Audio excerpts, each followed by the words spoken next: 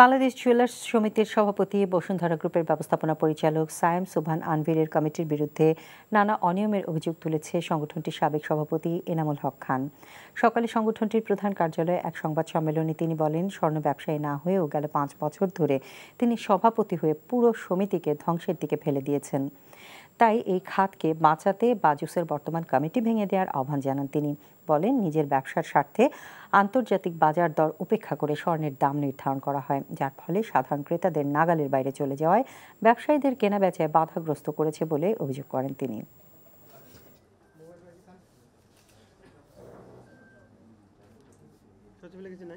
আমাকে জিম্মি করে বলা হয় এবং জোর করে বাজেস সভাপতির পদ থেকে নির্বাচন না করে তাকে বাজেস সভাপতি করার জন্য আমাকে চাপ প্রয়োগ করে।